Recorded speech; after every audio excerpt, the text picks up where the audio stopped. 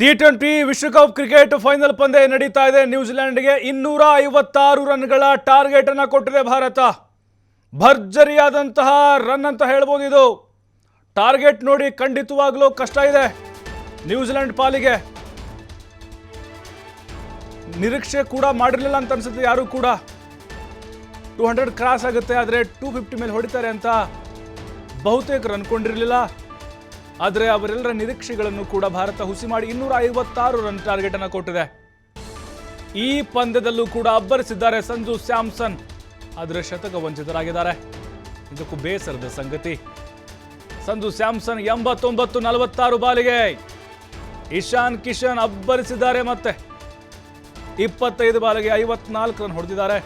ಹಾಗೆ ಅಭಿಷೇಕ್ ಶರ್ಮಾ ಆಡಲ್ಲ ಅಂತಲೇ ಹೇಳಿದ್ರು ಕೆಲವರು, ಅವರು ಇರೋದಿಲ್ಲ ಅಂತ ಹೇಳಿದ್ರು. ಬರೋಬ್ಬರಿ 52 ರನ್ ಹೊಡೆದಿದ್ದಾರೆ 21 ಬಾಲಿಗೆ. ಏನು ಸಾಮಾನ್ಯವಾದ ಮಾತಲ್ಲ ಹಾಫ್ ಸೆಂಚುರಿ.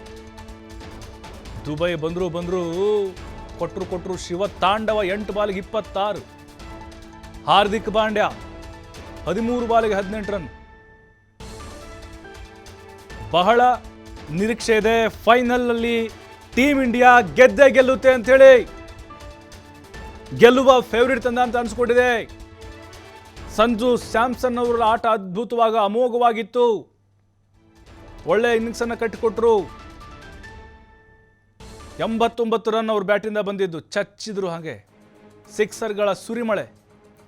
ಸಹಜವಾಗಿ ನರೇಂದ್ರ ಮೋದಿ ಸ್ಟೇಡಿಯಂ ಅಂತ ಹೇಳಿದ್ರೆ ಲೆಂತ್ ಇದೆ, ಲಾಂಗ್ ಇದೆ. ಇದು ಸಿಕ್ಸನ್ನು ಹೊಡೆಯೋದು ಅಷ್ಟು ಸುಲಭ ಇರಲಿಲ್ಲ. ಆದರೆ ಸ್ಯಾಮ್ಸನ್ ಅವರ ಕೂಲ್ ಆಗಿರುವಂಥ ಆಟ ಕೂಡ ಭಾರತಕ್ಕೆ ಗೆಲುವು ತಂದು ಕೊಡುವಂಥ ಎಲ್ಲ ಸಾಧ್ಯತೆಗಳಿದ್ದಾವೆ. 5 ವಿಕೆಟ್ ನಷ್ಟಕ್ಕೆ 256 ರನ್ನನ್ನು ಟಾರ್ಗೆಟ್ ಕೊಟ್ಟಿದೆ ಭಾರತ. ನ್ಯೂಜಿಲೆಂಡ್ನ ಬೌಲರ್ಗಳನ್ನು ಬೆವರಿಳಿಸಿದ್ದಾರೆ.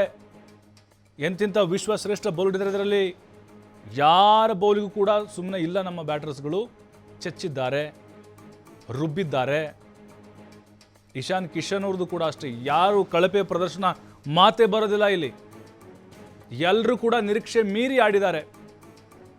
ಅದು ಖಂಡಿತವಾಗ್ಲೂ ಸಂಜು ಸ್ಯಾಮ್ಸನ್ ಅವ್ರದ್ದು ನಿರೀಕ್ಷೆ 100% ಇತ್ತು, ಸೆಂಚುರಿ ಬಂದೇ ಬರುತ್ತೆ ಅಂತ. ಆದರೂ ಕೂಡ 89 ಬಂದಿದೆ. ಅದಾದ ಮೇಲೆ ಅಭಿಷೇಕ್ ಶರ್ಮಾ ಅವರು ಆಡ್ತಾರಾ ಇಲ್ವಾ ಅನ್ನೋ ಡೌಟ್ ಇತ್ತು ಕೆಲವೊಬ್ಬರಿಗೆ. ಅವ್ರು ಎಲ್ರಿಗೂ ಕೂಡ ಉತ್ತರ ಕೊಟ್ಟಿದ್ದಾರೆ. ಅಭಿಷೇಕ್ ಶರ್ಮಾ ದುಬೈ ಆಡೋದೇ ಇಲ್ಲ ಅಂತ ಹೇಳಿದರು.